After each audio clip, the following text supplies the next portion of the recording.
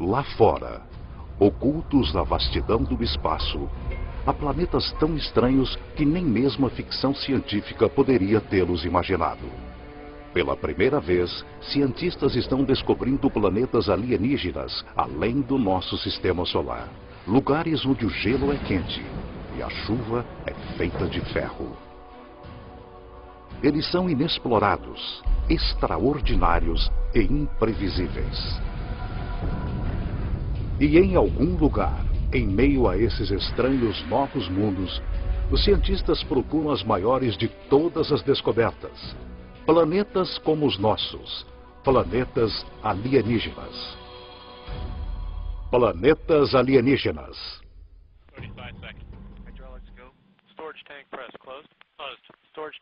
6 de março de 2009. Este foguete Delta II está passando pelos testes finais pré-lançamento.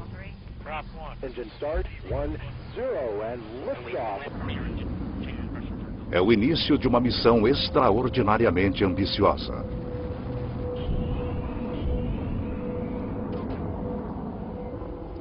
O Observatório Espacial Kepler está procurando por planetas similares à Terra em uma região que abrange 100.000 estrelas.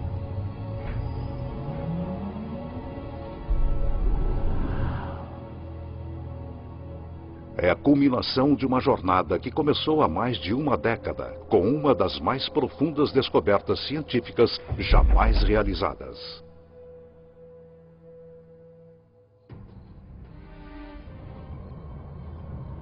Em 1995, o astrônomo suíço Michel Mayor e sua equipe fizeram uma observação rotineira de estrelas da constelação de Pégaso, localizada a 50 anos-luz de distância. Mas os instrumentos mostraram algo estranho. Uma das estrelas saltava e oscilava violentamente. Descobrimos que uma dessas estrelas tem uma velocidade que muda com o tempo. O que seria poderoso bastante para perturbar uma estrela do tamanho do nosso Sol? Mayor sugere uma resposta radical: um planeta. Mas nunca ninguém tinha avistado um planeta ao redor de outra estrela semelhante ao Sol. O problema de se detectar planetas ao redor de outras estrelas é que, conforme um planeta orbita uma estrela próxima, esse planeta se perde por causa de sua luz tênue no clarão da estrela muito brilhante. Apesar da improbabilidade, Mayor confia em seus dados e está convencido de que as oscilações são causadas pela atração gravitacional de um planeta em órbita. Quando eu li essa afirmação do Michel Mayor, eu fiquei muito cético. Já tinha havido muitas falsas alegações sobre o primeiro planeta descoberto ao redor de outra estrela. E eu pensei, aqui vamos nós de novo.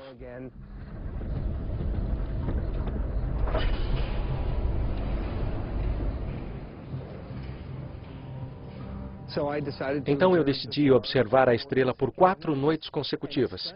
E, surpreendentemente, ela oscilava exatamente como Michel Mayor havia dito.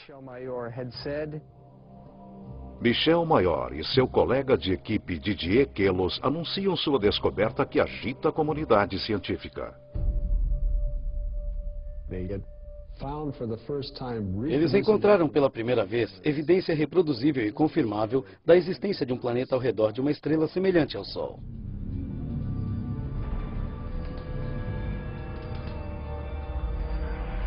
Oficialmente chamado 51 Pégase B, o planeta foi apelidado Belerofonte, em homenagem ao herói grego que domou o cavalo alado Pégaso.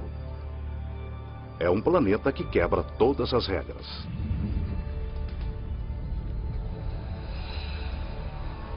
Belerofonte torra na luz escaldante da estrela, a temperaturas de aproximadamente 1000 graus Celsius.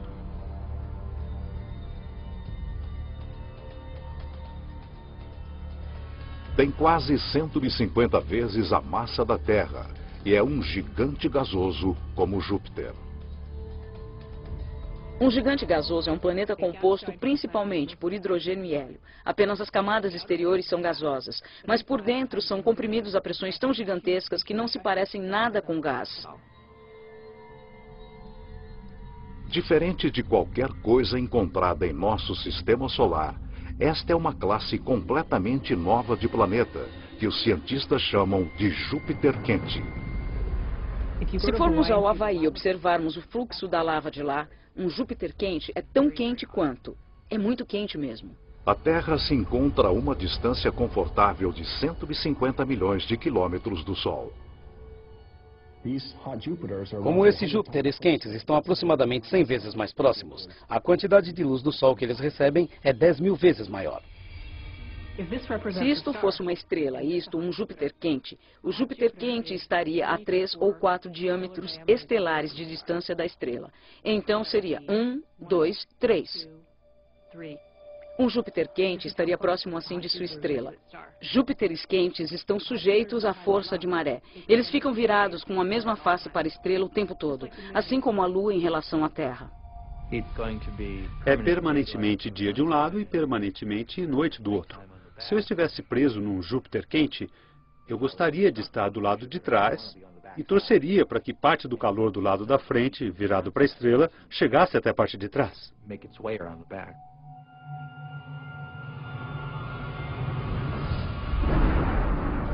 As variações na temperatura causam ventos extremos na atmosfera de Belerofonte. Conforme o ar é cozido pela estrela, ele sobe.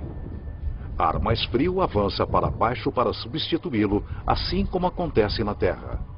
O vento uiva a milhares de quilômetros por hora, muito além de qualquer coisa que poderíamos suportar. As rajadas de calor garantem a inexistência de vapor de água, mas isso não significa que não haja chuva. É quente demais para que nuvens de água se formem aqui. Aqui as nuvens seriam feitas de ferro. O vapor de ferro pode existir a temperaturas bem mais elevadas que o de água. E por isso, as coisas podem ficar um pouco complicadas.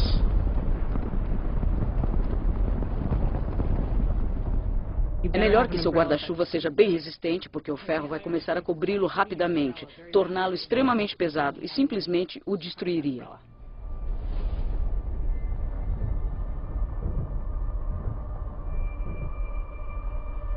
O céu acima se enche de cortinas dançantes de cores. Partículas carregadas da estrela próxima formam auroras bem mais radicais do que a aurora boreal na Terra. Esse planeta recentemente descoberto possui outra característica singular. Belerofonte orbita seu Sol em apenas 4,2 dias. Nenhum planeta que se respeite orbita uma estrela em 4,2 dias. Nenhum dos planetas em nosso sistema solar leva um tempo tão curto. Para os cientistas, a órbita minúscula desafia as noções antigas de como os planetas se formam. O fato de que o planeta orbitava a cada 4 dias era um enigma total. Até que uma noite, no meio da noite, acordei e pensei, isso deve ser prova de que os planetas migram para dentro. Eles não ficam parados onde estão. A chave do enigma encontra-se em como os planetas se formam. Os planetas são um subproduto da formação das estrelas. Quando as estrelas se formam, elas têm um disco de poeira e detritos à sua volta, e desses detritos formam-se os planetas. Muito do que sabemos vem do telescópio espacial Hubble, conforme ele se volta para regiões como a nebulosa da Águia. Essa nuvem interestelar é adornada por discos de poeira e gás que se contraem. Um aglomerado gigante se forma no centro de cada disco. As temperaturas chegam a 10 milhões de graus Celsius. A mesma fusão nuclear que energiza nosso Sol é liberada.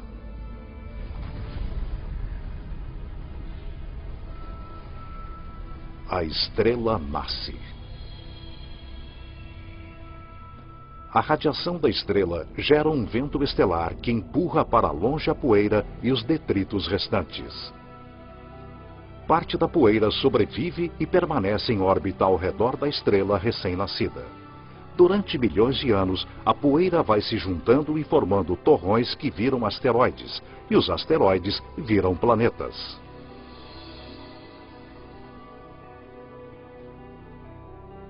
Esses planetas migram através do disco até que encontram uma órbita estável. É por isso que Belerofonte está tão perto de sua estrela-mãe. Mas um planeta recentemente descoberto encontrou sua órbita estável num lugar em que nenhum planeta deveria ir. 2001. O telescópio espacial Hubble está direcionado para uma estrela obscura a uns 150 anos-luz de distância da Terra na constelação de Pégaso. Essa é a mesma região onde Belerofonte foi descoberto 6 anos antes. O Hubble está rastreando outro Júpiter quente descoberto pelo astrônomo Geoff Marcy. Mas esse é diferente de Belerofonte. Provavelmente você já ouviu falar do planeta HD 209458b. É um nome terrível. Um nome terrível para um planeta terrível. O HD 209458b foi apelidado por alguns como Osíris, o deus egípcio dos mortos. Osíris tem mais de 200 vezes a massa da Terra. Ele migrou para perigosamente perto de seu Sol. A apenas 6,5 milhões de quilômetros da superfície solar flamejante, Osíris arde no inferno planetário. A temperatura média diária em Osíris é de mais de 1000 graus Celsius. Esqueçam o aquecimento global. Isso é fritura global. E ela faz Osíris perder aproximadamente 500 mil toneladas métricas de ar por segundo. Há um vazamento de gás, um fluxo contínuo de hidrogênio e hélio. E isso está formando uma nuvem grande, enorme ao redor do planeta.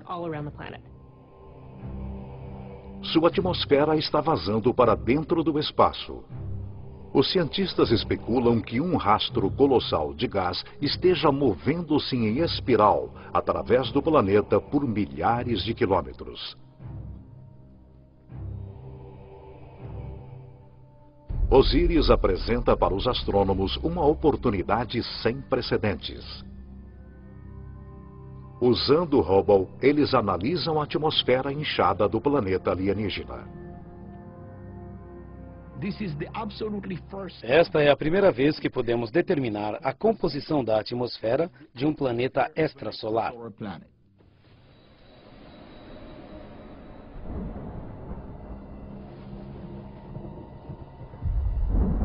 Surpreendentemente, o Hubble detecta muitas substâncias químicas básicas necessárias à vida: sódio, carbono, hidrogênio e oxigênio.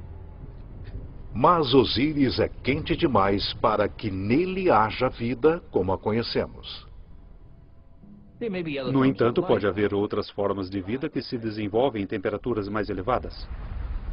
Mas não há superfície sólida, como a conhecemos em um Júpiter quente.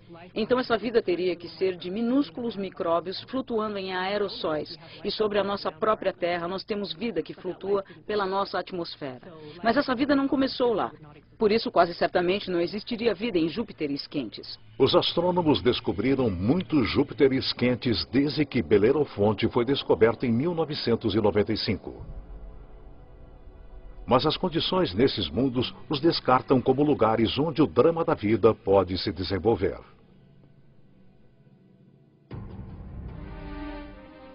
No entanto, um desses gigantes gasosos é um planeta que desafia as regras da evolução. O astrônomo Geoff Marcy descobriu algo surpreendente sobre um planeta que orbita uma estrela chamada 16 Cygnus b, localizada a cerca de 70 anos-luz de distância na constelação de Cygnus, o Cisne.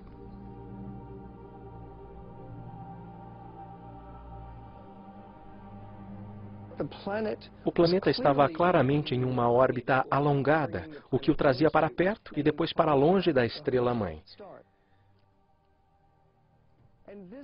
E claro, isso desafiava nossas expectativas baseadas em nosso próprio sistema solar, onde todos os planetas circundam nosso Sol em órbitas quase circulares, como aqueles sulcos em um disco de vinil. Como um gigantesco ioiô no espaço, o gigante gasoso vai para frente e para trás, atravessando seu sistema solar. Seria como se a Terra fizesse uma investida de mais de 40 milhões de quilômetros para mais perto do Sol e depois ultrapassasse Marte em direção a Júpiter todos os anos.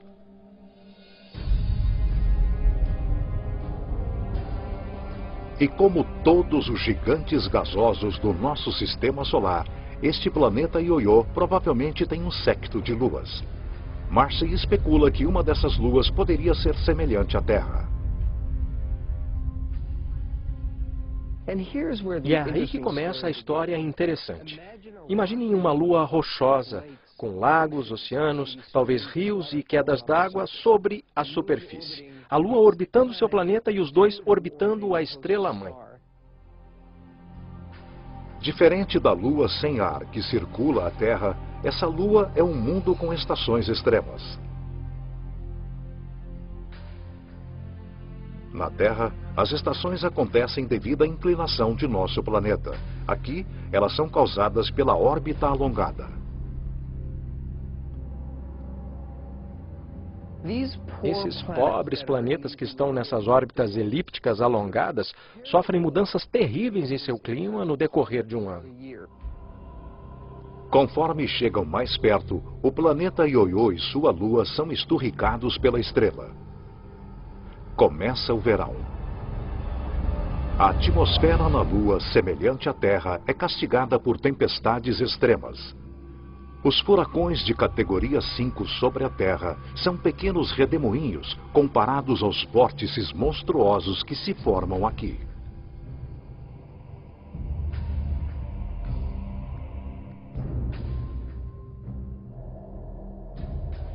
As nuvens ficam mais espessas conforme a água evapora. As temperaturas aumentam dramaticamente. Qualquer água ou gás aqueceriam. E, de fato, os oceanos ferveriam e virariam vapor. Seria como uma enorme sauna. Durante o pico do verão, toda a Lua é sufocada por temperaturas de mais de 400 graus Celsius.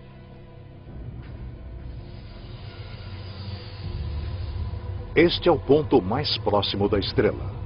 Durante sua órbita total de 26 meses, a estação de verão mal chega a 2 meses, mas é uma estação e tanto. O planeta e sua lua afastam-se da fornalha da estrela. As temperaturas caem para limites que nós acharíamos temperados e confortáveis.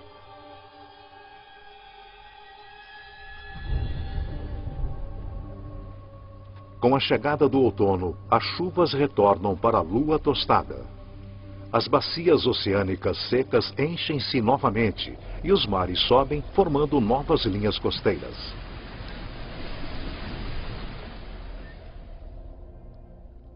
A tranquilidade prevalece, conforme o planeta Ioiô e sua lua entram no congelamento do inverno.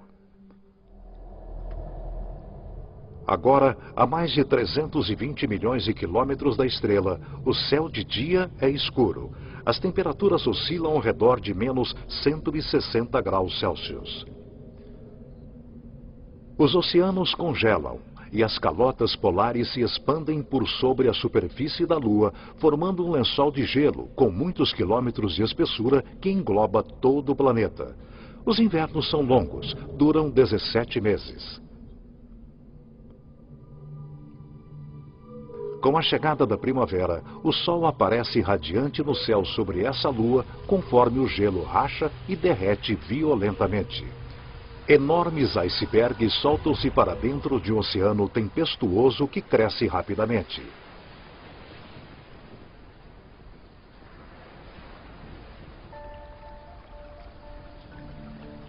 Por 2 períodos muito curtos, durante o degelo da primavera e as chuvas do outono, o clima sobre essa lua, semelhante à Terra, fica fresco e confortável.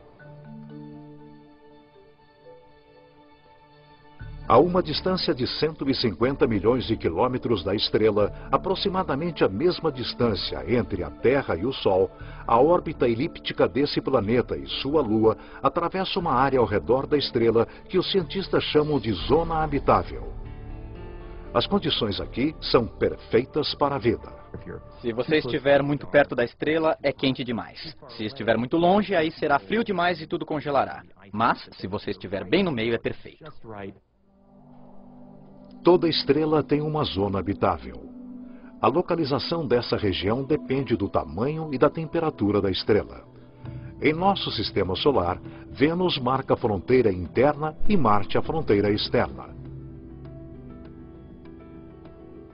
A Terra, com sua abundância de vida, fica bem no meio. O planeta Ioiô atravessa a zona habitável 2 vezes por ano, por 3 meses e meio e durante a primavera, conforme ele corre para dentro.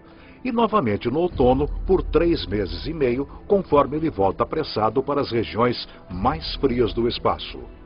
Poderia a vida sobreviver às condições fora da zona habitável?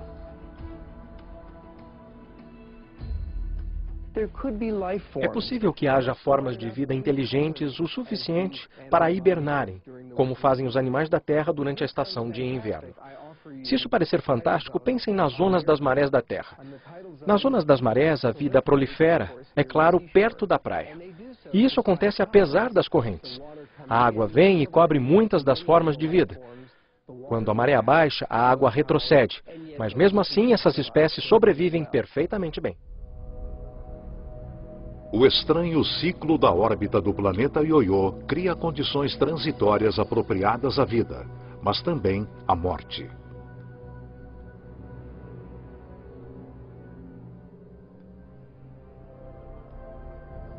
Alguns planetas alienígenas são até mais bizarros. Imaginem um mundo que não tem estrela para orbitar.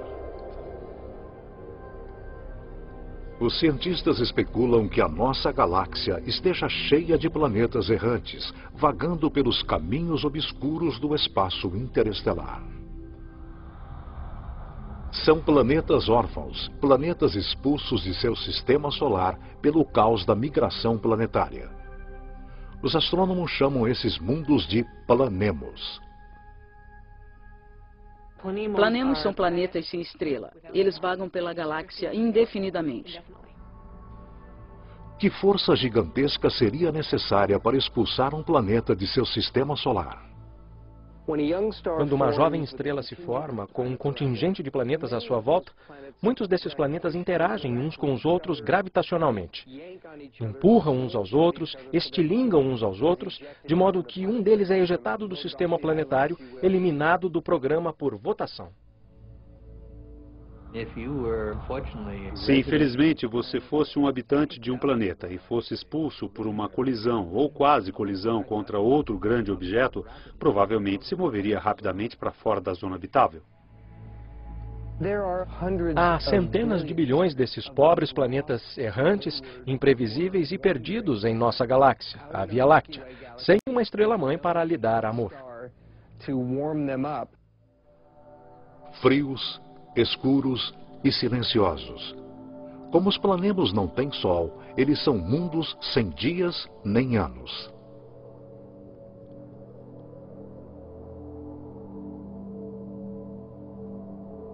Eles mantêm vigília através de uma noite eterna. São solitários errantes, sentinelas da galáxia. Mas o fato de um planemo estar lá vagando pelo espaço não significa que ele esteja morto. Se o planema for um mundo rochoso, ele pode ter vida. Um pequeno planemo rochoso, sem atmosfera, hibernará sob um frio extremo, bem mais frio que o dia de inverno mais frio do nosso Polo Sul. Mas um planemo grande o suficiente para reter uma atmosfera retém o calor gerado quando o planeta se formou. É o exemplo máximo do efeito estufa. O calor e a energia vêm do núcleo liquefeito bem do centro do planeta solitário. Se o planemo for um gigante gasoso, como Júpiter, ele pode ter um sistema de luas. A atração gravitacional entre o planemo e suas luas cria fricção, fazendo com que o interior dessas luas permaneça quente. Essas luas também podem ter vida, da mesma forma que a lua de Júpiter tem vulcões e muita energia em forma de calor gerada pelas interações com Júpiter e as outras luas. Se alguma coisa vive aqui, são organismos unicelulares, como as bactérias comuns encontradas na Terra e não formas de vida complexas. Sem um sol para propiciar fotossíntese, esses minúsculos organismos obtêm sua energia da química do solo do planemo ou de sua lua.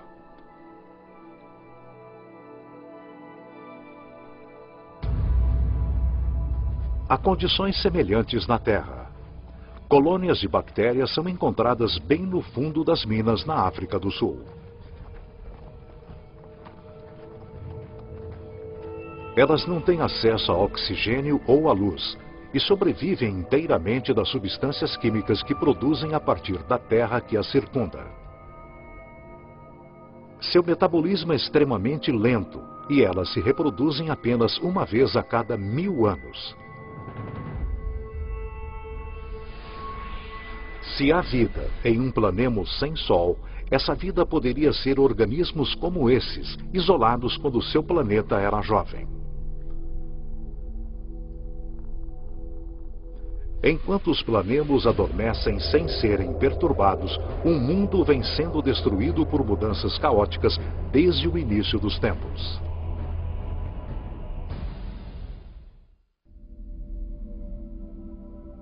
Em 2003, os astrônomos confirmam a existência de uma relíquia do início dos tempos na constelação de Escorpião. A maioria dos planetas encontrados fora do nosso sistema solar está localizada no disco principal da nossa galáxia.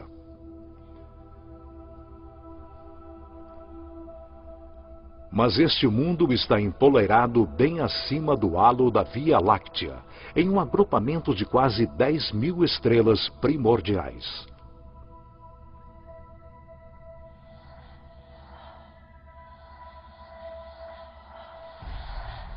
O planeta B162026 é mais conhecido por seu nome não oficial, Planeta Matusalém, a pessoa mais velha da Bíblia.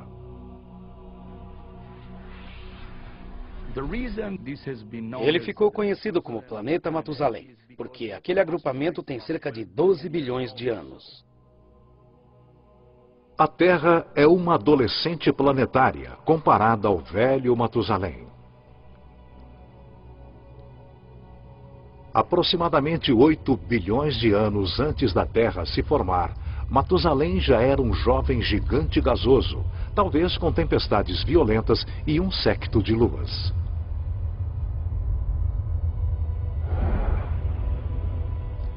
Os eons passam e os ventos e as tempestades diminuem, deixando para trás um mundo pacífico. De repente, duas estrelas surgem no céu. Elas são os centros queimados de estrelas mortas há muito tempo, assombrando o agrupamento. No ambiente muito denso de um agrupamento globular, há muitas colisões estelares e quase colisões, sistemas em que uma estrela é chutada para fora e outra é chutada para dentro. Em uma dança cósmica de gravidade semelhante à migração de planetas, uma das estrelas é expelida e substituída pela estrela-mãe de Matusalém. Matusalém agora é um planeta com 2 sóis. Todos os dias há 2 alvoradas e 2 ocasos. Todas as nuvens e todos os objetos projetam 2 sombras.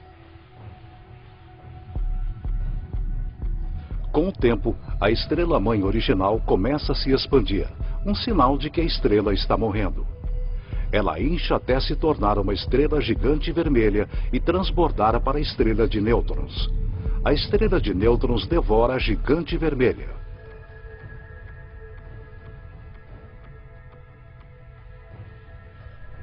Hoje, Matusalém é um mundo aprisionado pelos esqueletos de duas estrelas mortas. O núcleo despido da gigante vermelha e sua acompanhante, a estrela pulsante de nêutrons. Matusalém é um sobrevivente. Mas nada se compara à estranha anomalia de um pulsar, cerca de 980 anos-luz de distância da Terra na constelação de Virgem.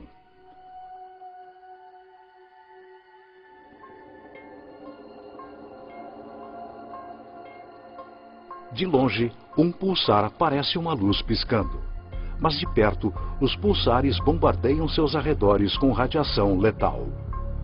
Não há lugar para planetas. No entanto, alguma coisa interfere com a precisão deste pulsar. Uma explicação seria que a anomalia é causada por um planeta. Mas muitos astrônomos não acreditam que existam planetas orbitando pulsares.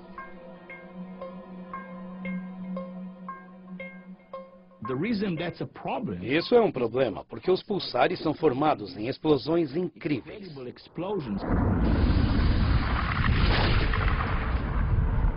Quando uma estrela gigante vermelha explode, uma bola de fogo titânica conhecida como supernova libera tanta energia em 1 minuto quanto o nosso Sol gera em toda a sua vida. Quando uma estrela vira supernova, a onda de choque é tão imensa que é difícil imaginar que qualquer planeta sobreviva a ela. Quando a poeira cósmica se dissipa, tudo o que resta é o núcleo destruído da gigante vermelha, pulsando no centro de um campo de detritos em expansão.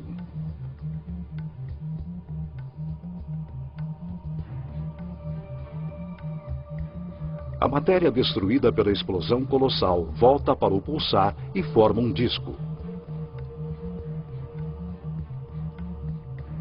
Nesse caos, um novo mundo se forma, nascido do fogo e da destruição. Um zumbi planetário surgido da carcaça da ex-estrela gigante vermelha.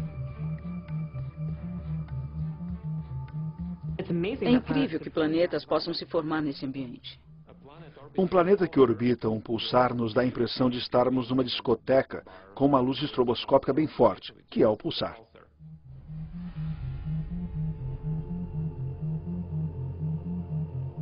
A radiação dessa fera estelar quebra as moléculas orgânicas necessárias à vida. O pulsar tem campos magnéticos muito fortes, que giram conforme a estrela gira rapidamente e suga qualquer material, elétrons, prótons, e os acelera e os arremessa para fora em alta velocidade. É como um vento solar violento.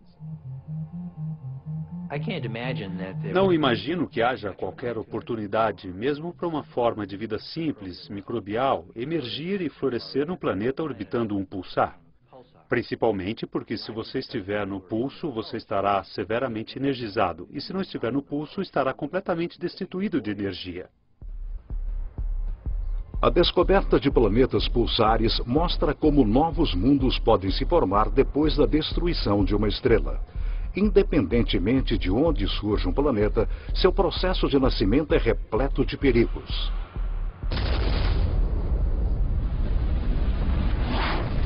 Às vezes, a violência é tanta que o fim do mundo chega antes de seu início.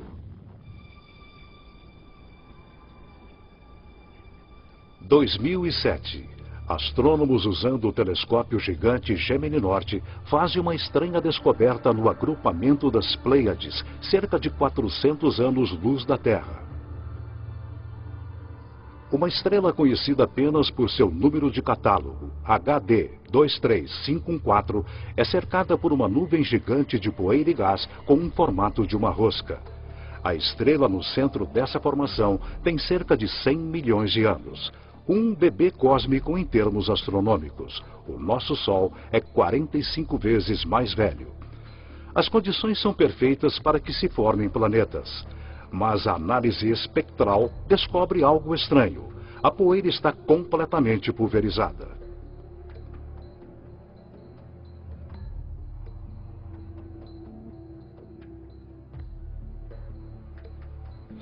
Normalmente, uma estrela recém-nascida é cercada por jovens planetas.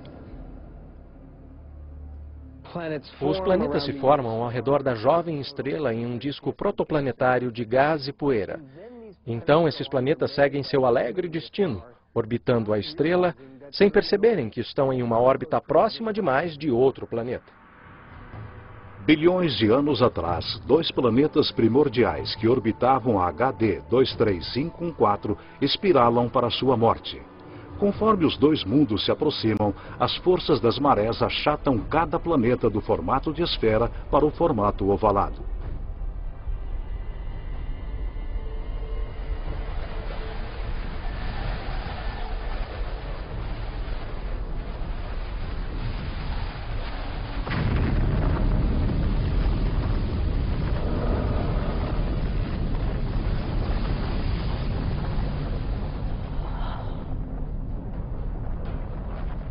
Os dois mundos são aniquilados, criando a poeira e os detritos que vemos ao redor da estrela HD 23514.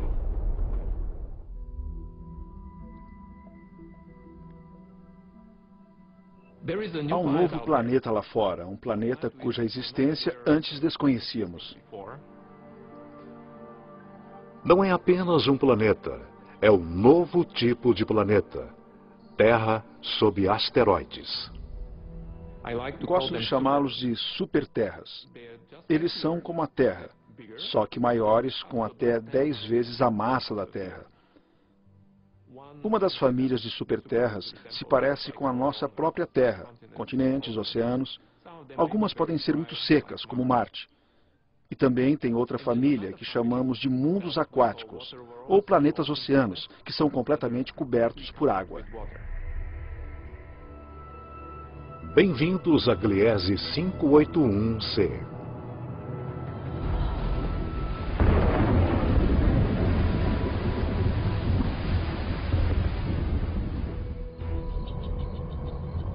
Este planeta foi descoberto por Michel Mayor, e ele orbita uma estrela bem pequena junto com dois outros planetas. Ele fica apenas a 20 anos-luz de distância na constelação de Libra e é um dos menores planetas terrestres encontrados além do nosso sistema solar. Mas isso não significa que o Gliese 581c seja pequeno. Ele é uma superterra com 5 vezes a massa de nosso planeta Terra e é a possibilidade de encontrar água líquida que anima os cientistas.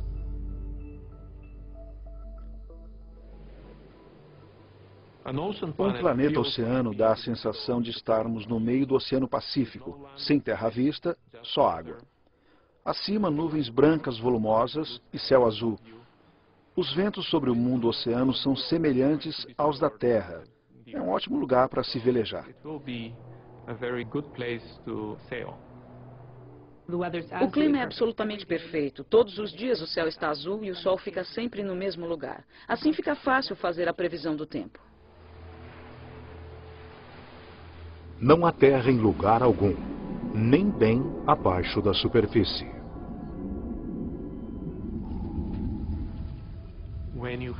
Quando há uma grande quantidade de água, no fundo do oceano forma-se uma pressão muito alta, com mais de 1 milhão de atmosferas. E essa pressão comprime a água líquida, que é o oceano, para um estado que chamamos de gelo 7.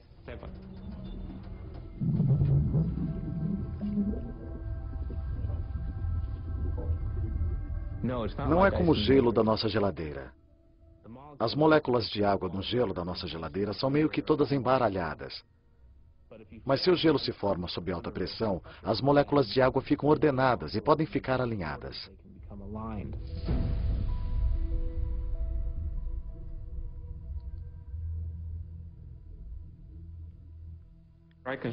Posso mostrar um cristal que é um bom equivalente ao gelo 7. Halita, também conhecida como sal de rocha. Pode ser que o gelo 7 exista em nosso próprio sistema solar.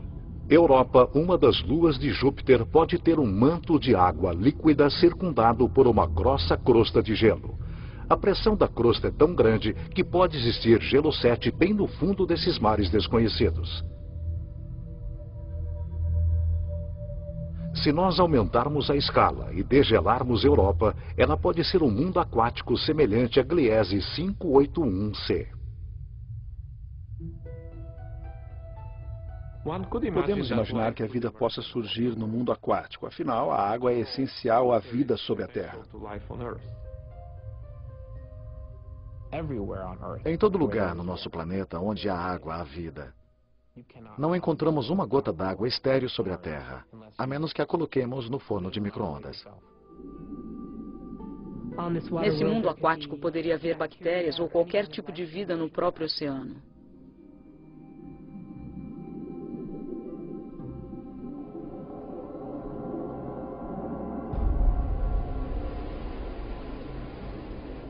Mas nem todas as superterras são mundos aquáticos repletos de vida. Quando falamos de superterras, falamos de duas famílias principais. Em sua maior parte rochosa, com um pouco de água, e em sua maior parte aquática, com um oceano sem fim.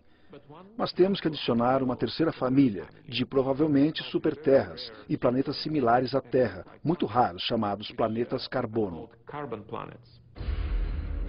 Um planeta carbono é diferente de qualquer coisa que já vimos. É um lugar com uma química estranha, mas repleto de tesouros terrenos.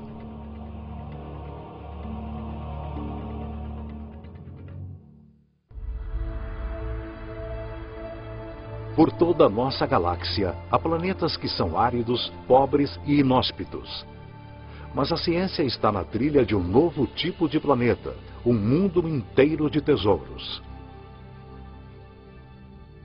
Em nosso sistema solar, em nosso Sol e em todas as estrelas próximas, há sempre mais oxigênio do que carbono. Mas se pensarmos em um lugar no universo onde há mais carbono que oxigênio, a formação desse planeta será bem diferente. A análise espectral mostra que o carbono é bem mais abundante quando a 26 mil anos-luz de distância do centro de nossa galáxia. Os planetas que se formam aqui podem conter uma fartura de carbono. O céu matutino de um mundo de carbono seria qualquer coisa, exceto límpido e azul. Eu imagino uma névoa amarela com nuvens pretas de fuligem. E conforme penetramos mais na atmosfera, eu imagino lagos feitos de compostos como metano ou gasolina. Imagino esses poços borbulhantes, mal cheirosos de lodo negro, como poços de petróleo.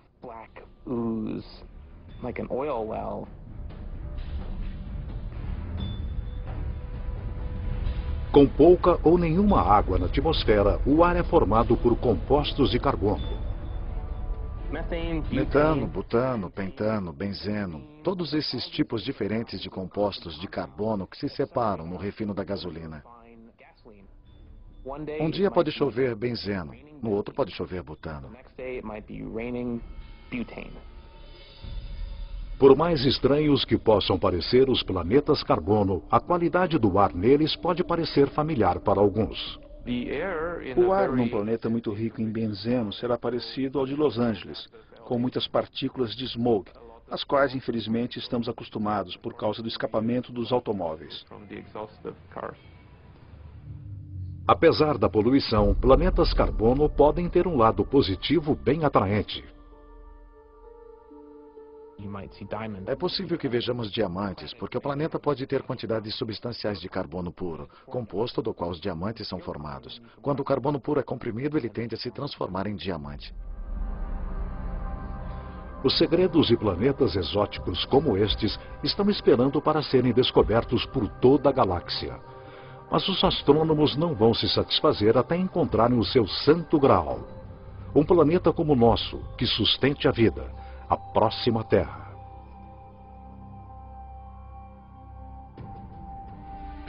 Sempre me perguntam se eu acho que vamos encontrar outro planeta como a Terra. E eu respondo, com certeza.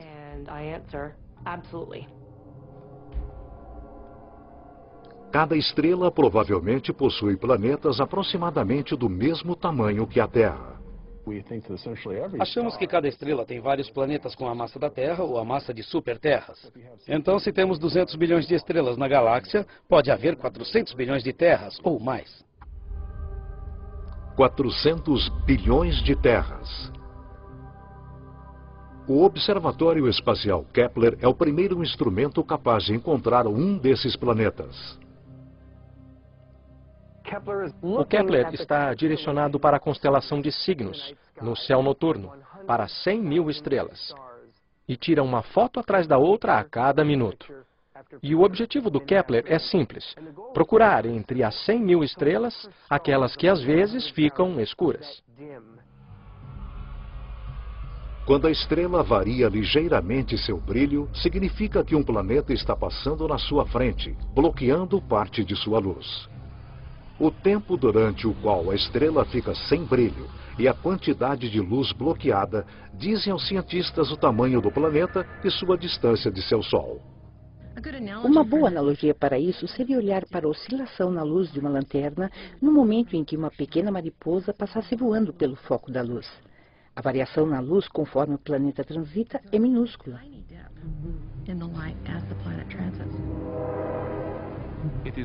É uma técnica muito poderosa, porque permite descobrir planetas que são até menores do que a Terra ao redor de estrelas semelhantes ao Sol. É uma técnica que está mudando o curso da ciência. Achamos que poderemos encontrar um planeta habitável nos próximos anos. Os cientistas estimam que a missão Kepler encontrará um mínimo de 50 terras alienígenas.